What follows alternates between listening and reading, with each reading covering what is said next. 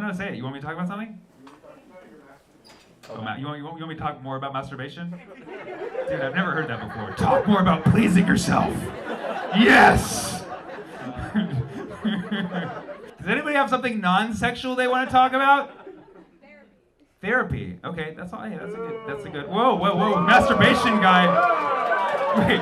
Wait, what's going on? Are you cheering him booing? That was so weird. Any specific kind of therapy you give? CBT. Oh, I thought you said CBD for a minute. I was like, so easy being a therapist. I'm like, just take fucking 2 drops and you're good. What was the name? Behavioral therapy, CBT. CBT. Cognitive behavioral therapy. Does anybody know what that is? Dude, masturbation guy knows what that is. That's fucking crazy. He's like, that's what I call masturbation. Cognitive behavior therapy, bro. Cognitive behavioral therapy. Shit. Awesome. So you're there. How long have you been a therapist for? 10 years. 10 years. That's amazing. Wow. I was gonna be like, give it up for that, but nobody wanted to. You deserve it. No, 10 years. That's amazing. If you had to describe what that style of therapy is in a nutshell, what would you say? Don't believe everything you think. Wow. That's, bro, you guys should have clapped for that. Don't believe everything you think. So you're basically telling people to doubt themselves. And you seem like a very fair person, you know? Like somebody, you know, like a client calls you up, like, I'm not good enough, like, don't believe that. And then another one calls you up and like, I'm awesome, don't believe that either, okay? I took therapy last year because I quarantined with my family in 2020, so I'll need therapy for the rest of my life. So, I had this problem where I would always think that I'm a bad person because of interactions with other people. I'd be like, oh, I didn't give this person enough time of day, I didn't tip this person enough. He broke it down for me in a way I never thought. He said, you're not a bad person. Just the fact that you're having those remorseful thoughts shows that you're a good person. So last week, I punched someone in the face, and I immediately apologized. I said, no, I'm so sorry, I'm not a bad person. I just want to let you know I punched you in the face because I'm really sorry about it. And then I fired my therapist too, because I'm good now. And he was like, why? I'm like, because I'm not a bad person, you know? And then he's like, is that because I'm not good enough at therapy? I'm like, don't believe everything you think.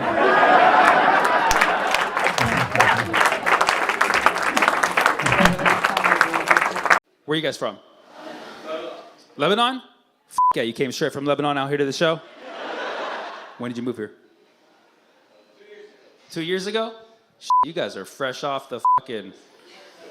I don't even know what you came over here on, but you're fresh off that shit. Yeah, dude. What made you come over here? Yeah, I was hoping for a less sad answer. There was economic crisis, terrorism, Hezbollah and ISIS. It was very cataclysmic. Gunshots every night, terror bombs raining, lots of unhappiness and just eternal depression inside. So we were forced to come to the happy land of America where everybody gets the fuck along. Thank you for joining. Love you guys. Anybody else come from another country? Anybody else? Where'd you come from, bro? France? Fuck yeah, dude. You just came to like shit on our wines, basically? Okay, you think Napa has comparable stuff to France? Like we got... Equal. Oh, dude, that's the nice. Because you're French, so nice. Like anybody else would be like, your fucking wine's trash! You fucking got the best wine, but France is like, okay, you equal, you good. You don't. I'm making fun of like you have an accent, but you have no accent. You've been here for a while? Yeah, since 1992. 1992. Did you have an accent when you came here? I did. I had a patch and an accent. You had a patch? Bad eyes. So I had one eye was good, one eye was bad. And I had a bad accent. That's crazy. You definitely gave me some extra information there, for sure. No, it's material. Yeah. Did you have anything different about your voice or your speech? I had a patch on my eye! I can only see out one goddamn eye! Any more questions? God damn. Do you mind telling us what happened, or? Couple bumps in the bathroom? Okay, For all the drug users here, that means something very specific. Some of you are like, does he have an STD? Couple bumps in the bathroom. I bumped into somebody once, but it wasn't like that. It was on accident. So one night, things got a little crazy, and something happened to your eye. And so when you moved here, you had to wear an eye patch for how long? Oh, my bad, dude, my bad. I said, dude, I didn't know, I thought we were gonna laugh about it. He's like, I still have to wear a fucking eye patch. I took it off so you wouldn't talk to me, but you forced this information. I didn't want you to find out, that's why I told you. I'm sorry, man, I'm sorry. Do you mind if I ask, can you see out of that eye? 15-20. 15-20, that's 3 out of 4, baby, that's good. I majored in math, don't you guys worry. You guys saw what I did there, 3 out of 4. That's not bad. Which eye do I look better with? Is this your boy? You know that you've known each other for a while? Yeah. Yeah. You see him wear the eye patch? How do you think that? You like the eye patch?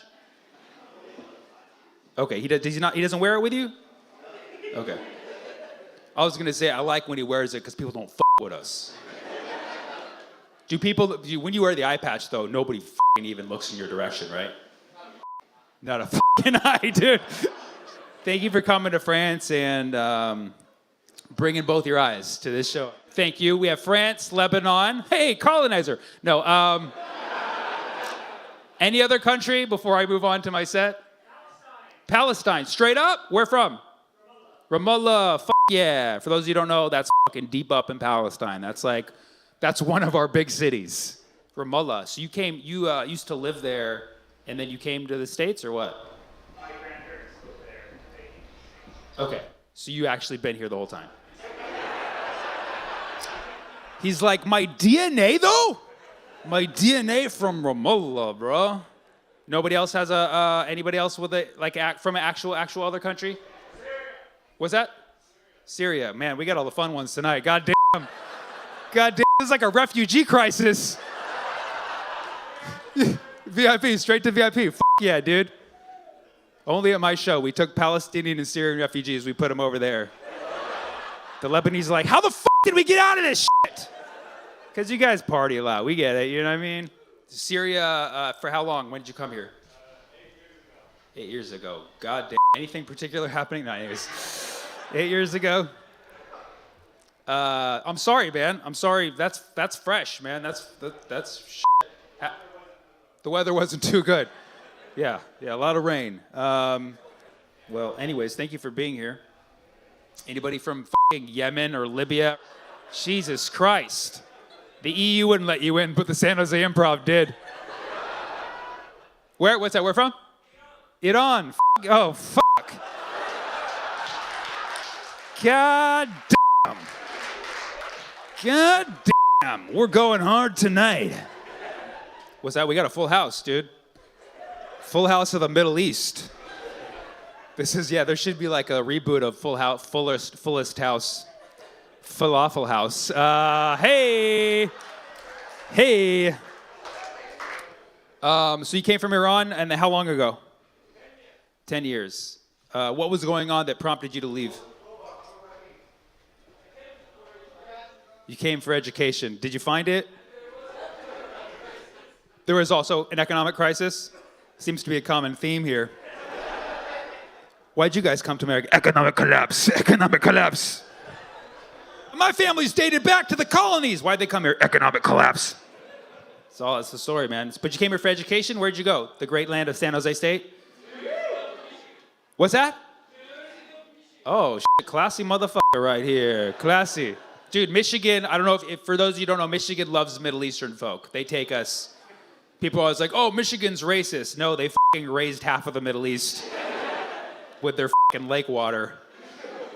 So you went to University of Michigan? You study there? What'd you study? Computer, one of them only. I study one computer. This computer look good, and I think I'm ready for everything else. Do you want to study another computer? No, just one. This computer is good. You know one computer, you know it all. I am a monogamous computer guy. Well, if anybody needs their computer fixed, we got your guy. So both places where Jesus got resurrected.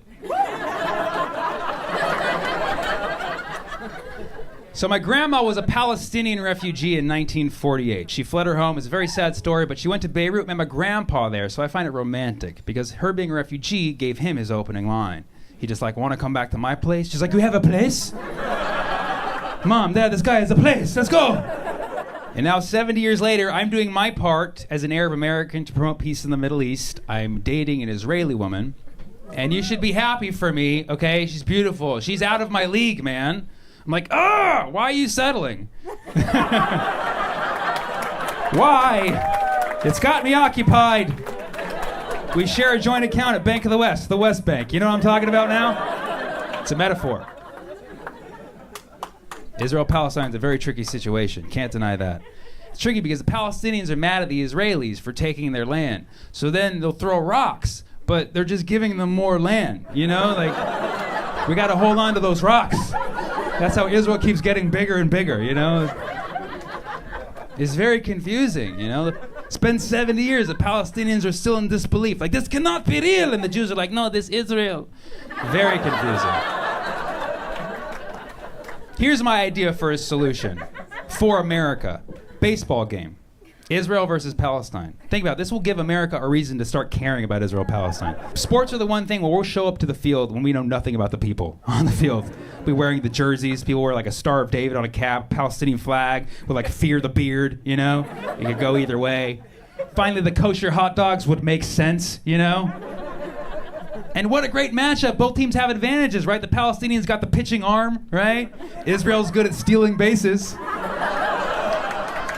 And they're both just trying to find their way home. Oh, it's time for a change-up, huh? Take me out to the ball game, Israel versus Palestine. Buy me some hummus and falafel. I don't care if this song is awful, so just root for the Middle East. If they can't find peace, it's a shame, 'cause there's 1, 2 state solution at the old ball game. I don't want Hillary to be president, not because she's a woman at all, but because, and I'm going to open up to you guys, because she's a Scorpio.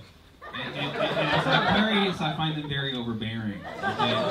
Any Scorpios here tonight? You're great people, great friends. I just don't want to give you my power. That's all. You know what I mean? This guy's like, yeah, I know what you're talking about. But that's how I vote. I like to make sure I'm zodiac compatible with my president. It's no better than how any other American votes. Believe me. It's probably better. But that's how I go my intuition, you know? Like Bill Clinton, Obama, they're Leos. That's stable for me, you know? They're great dancers, life of the party, great hair. Like if Obama grew out his hair, we'd probably re-elect him. Ronald Reagan, not a fan of his policy, but he was an Aquarius. I respected he was creative, artistic, Star Wars, Reaganomics. That's some creative thought right there. Only an Aquarian would think of that. Naps in the office, that's the artist lifestyle I can relate to. How about this? You guys give me the zodiac sign, I'll tell you the president that matches it. Gemini, JFK. Everybody loved him, but he had a secret life. That's the two sides of the Gemini. That's not what your country can do for you, because I'm over here begging Marilyn Monroe right now, right? Let's keep this on the DL. Libra, Jimmy Carter. Oh, love that guy. Humanitarian, very fair, tough time making decisions. He installed solar panels in the White House, then Reagan came out, ripped him out, just to be a dick. Because we get a little moody, you know what I mean? Aries, Thomas Jefferson, sexually motivated. Yeah. Manifest destiny, that's a horny man's concept right there. The whole country. Ooh. Capricorn, Nixon, scandalous. Has some secrets, sweats under pressure. Sagittarius, Martin Van Buren. Check out those sideburns. Those trend-setting sideburns. It took about 200 years for them to catch on. But that's a Sagittarian. They're way ahead of their time in fashion. Cancer, George W. Bush. Some people love him, some people hate him. But like a Cancer, he found his way to the White House. He found his way to Iraq. He goes by his gut, gets a little crabby sometimes. He's a Cancer. What's next? Virgo. Pisces. George Washington. All about that money, dollar bills, y'all, okay? He was the richest president of all time, and that factors in current inflation as well. And he led us across the Potomac River because they're fishes, they're good with water. Yeah. Our first president was a fish. Taurus, Harry Truman, stubborn, thick-skinned, made the decision to drop the bomb. Other Taurus rulers include Saddam Hussein and Hitler. Let's be careful on that one as well. Bad for the bull. I think there's one more left. We did Leo, we did Capricorn. The last one is Virgo, and this is my favorite one. Only one Virgo president in history. Every other sign has multiple presidents. Virgo only has one president in history, and that was LBJ, who only became president because of an assassination. Virgos don't like the limelight. That is the only way to get a Virgo to be president. You make them vice president, you kill the president. Don't quote me on that. And that is the Zodiac Wheel of Presidents. Thank you so much.